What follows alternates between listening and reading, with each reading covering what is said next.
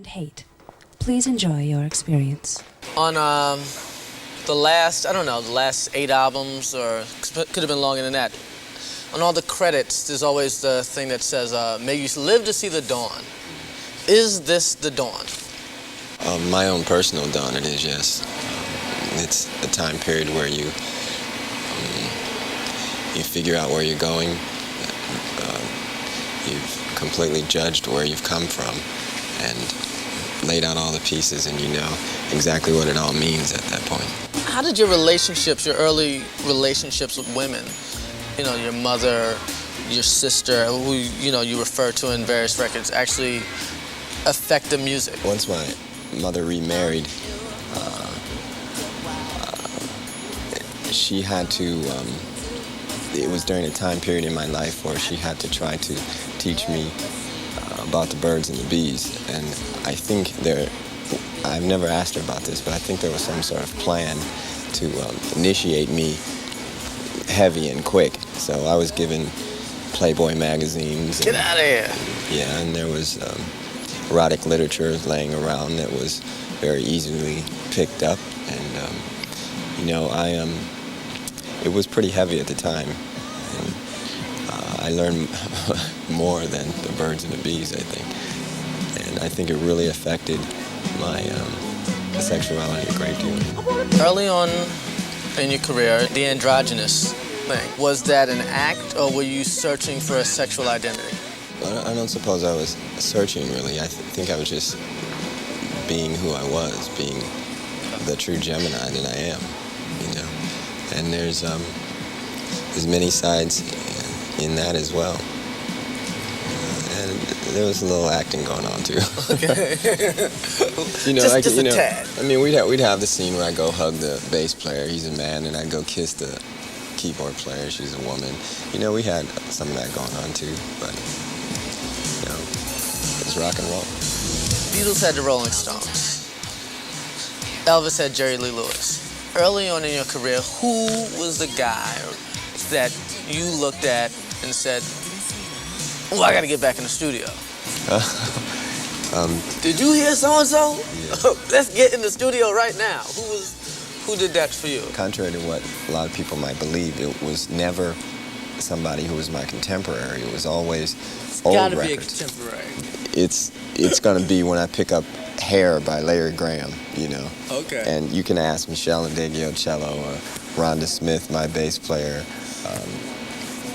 anybody. When they hear that, what do they want to do? You know, it makes you want to pick up the bass again. Okay.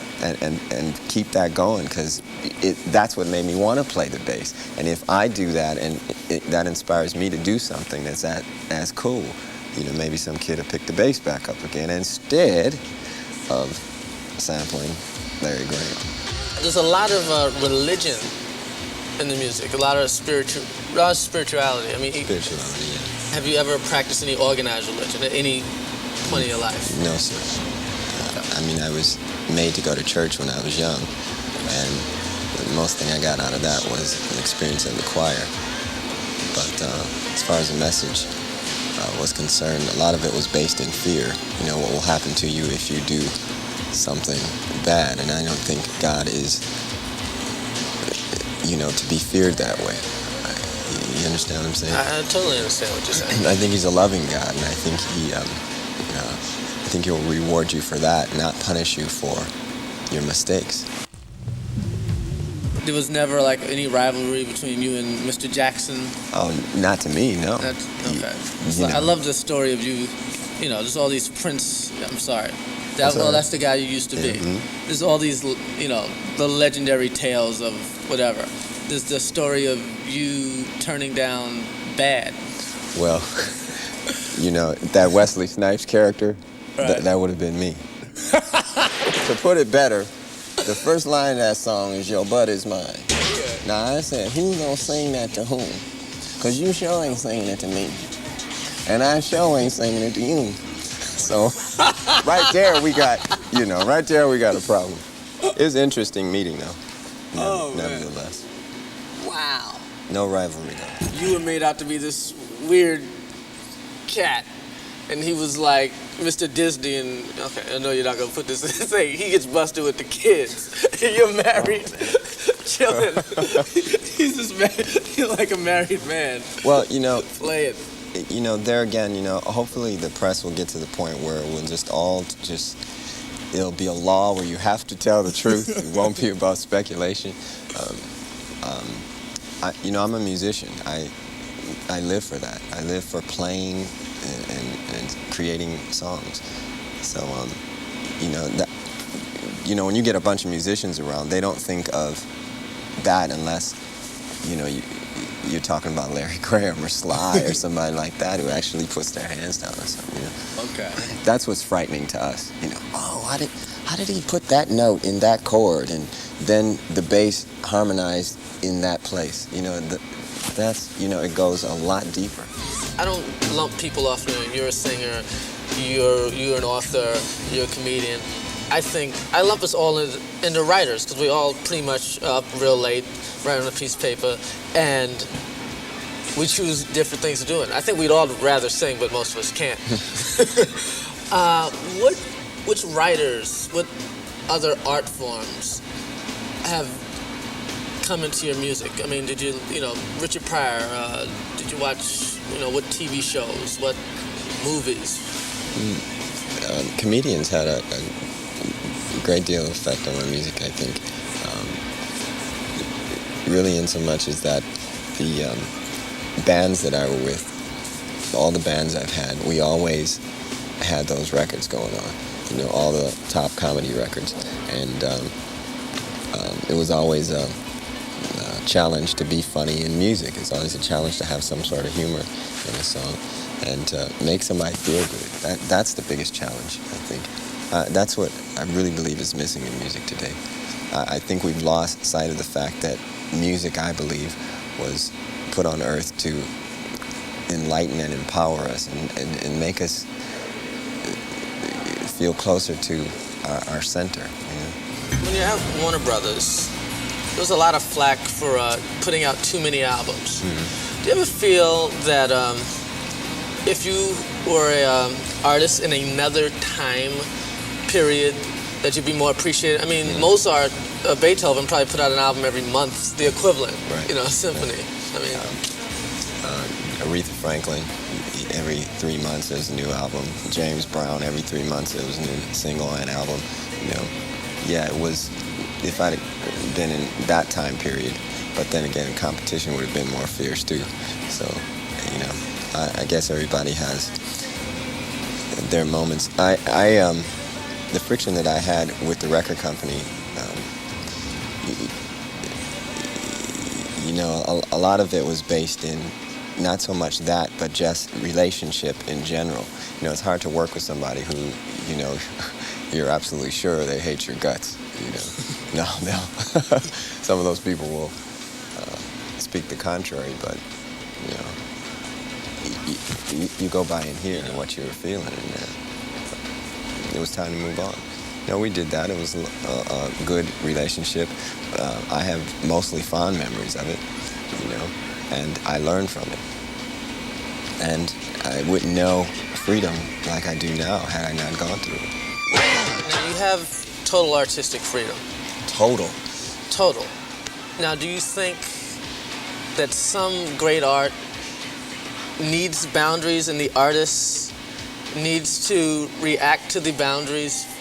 Like some of the great artists, like just figuring out, like me comedically, how do I get around censorship? Mm-hmm. Sometimes you write the better joke, mm-hmm. or you write the better song because you try to get around, I got him. I think some of my earlier work, if, people want to say that it's better, Dearly Beloved, Let's Go Crazy was about God and Satan, me dealing with that dichotomy. I had to change those words up. The de-elevator was Satan in that song. Now, I had to change those words up because you couldn't say God on the radio. And Let's Go Crazy was God to me. Stay happy, stay focused, and you can beat the de-elevator. Nowadays, you have If God Was One of Us and a lot of things like that. You have the Holy River. It's a much different time period. 12 years ago. You wrote Sign of the Times. Sign of the Times was pretty much the first reference to AIDS ever in a record. I mean, how does it feel that you wrote this record so long ago and it's still so on time right now? I was getting to a point in my career where I could say anything. You know, I was given that freedom. I attribute a great deal of that to Warner Brothers. They didn't really censor my music. You know, the problems we had were basically with ownership of what it was that I created.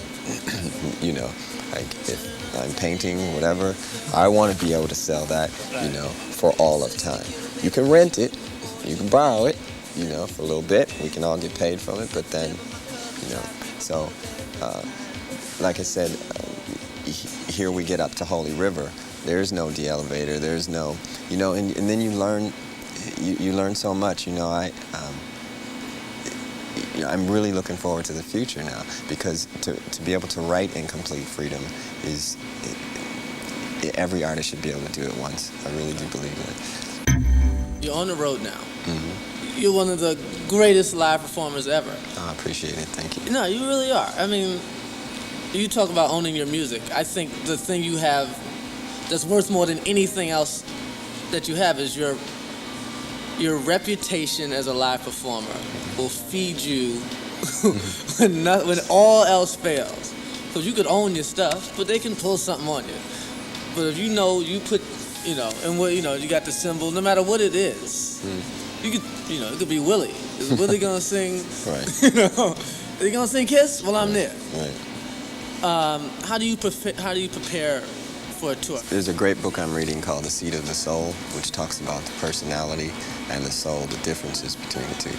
And I've really been into that because I got a lot of Gemini in me, and I can hear a voice in there talking, and you know, it's just I gotta always listen as to where it's coming from.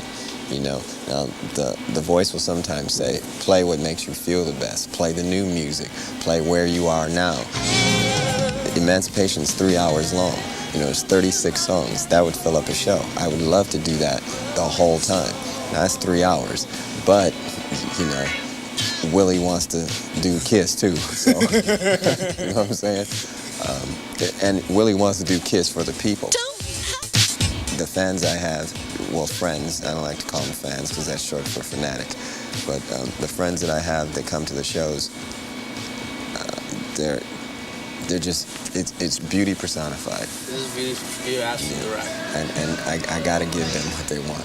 You can get tired of playing the song a little bit, but you never get tired of the reaction that the song gets. Well, you know, in growing, like I said, staying in this business this long and getting older, which I love, you know, you realize that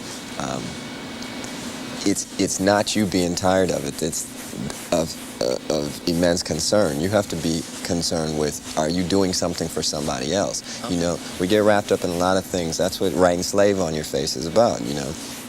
I got wrapped up in the ego of the whole thing. Tell us what your new charity is about. Love for One Another charities are non-profit organization that basically I come do a show and people pay to see that show. We take all of the money. It's not portions of the proceeds, but all of the money goes into the foundation, and we take care of children in need. We have plans to build a school and a dream to build a hospital one day. And it's been, the concept for it has been going on about a year now, but, you know, my soul will say that it's been going on for thousands of years, and I'm just manifesting it now. So it's much more rewarding to do a concert this way. What do you want to say that hasn't been said about emancipation? The main thing is, you know, the press is going to look at this project as very ambitious. They'll look at it as a make or break project. None of my projects have been make or break. I have a lot of friends that will continue to support me and my music. It's just like you said, when Willie get on the mic and the lights go down, that's what time it is. So all the other stuff don't have anything to do with anything. So the main thing I want to say is that the record is triple platinum, as of today. And, you know, this is a long haul. We're going to be in here a long time. That's why there's 3 CDs, 36 songs. It's as though I've released 3 albums at once. So next single is Somebody, Somebody, and we also have another single that's very important to me, The Holy River. I watched an interview with Mike Tyson recently, where he was watching an old tape of himself, and he said, "I can't beat that guy." When you see old tapes of yourself, I mean, how do you find them intimidating? No, Can you beat the guy? No. Or do you want to beat the guy? Don't want to beat the guy. You know, I pick up some reviews of my work from time to time, and you'll hear a lot of talk about, will he ever match the success of such and such and such and such. But see, I'm not on that road. I've been in the business 20 years now, and that's a long time. And, you know, I'm still learning. Emancipation is a good indication of that. Some of my harshest critics have said there ain't a bad song on it, you know. The songs like Joint to Joint and Style, which one... Style. Right. I like Style a lot. Right. Well, I listen to Style this one, yeah. Oh, yeah? You know, those type of songs which some people will say is too long. Another person will say those go with the old Prince tracks, you know. So, Purple Rain and that whole situation, Thriller, that whole situation, Like a Virgin, that whole situation. I mean, that was a time period. The Beatles are never going to capture what they did in the beginning. If they continue working, if we all continue working, and we all continue growing. You're familiar with the Traveling Wilburys? The George Harrison, Bob Dylan, all those guys. Now, if you could assemble your supergroup of your contemporaries, that have to be of contemporaries, and no one who's been in any of your bands, I mean, I'll give you Sheila E. Who would you get? The interesting thing is, you know, without sounding too arrogant, is that I've really had some of the greatest musicians in my band. You have. Yeah. I'd have Wendy and Lisa back. Come on, man. We knew you were going to say that. Well, we'd have Sheila E. on the drums. You got to do that. I'll give you Sheila. I'll take it back. Sheila E. on percussion. I have Michael Bland playing drums. Okay. And then on the bass, man, see, that's hard. You know, Rhonda Smith. No, Rhonda Smith. Because she learned from Larry, you know, she's trying to take it to the next level. Okay. I'd have her doing that. Oh, man, I'd have the band I got now. I knew he was going to do that.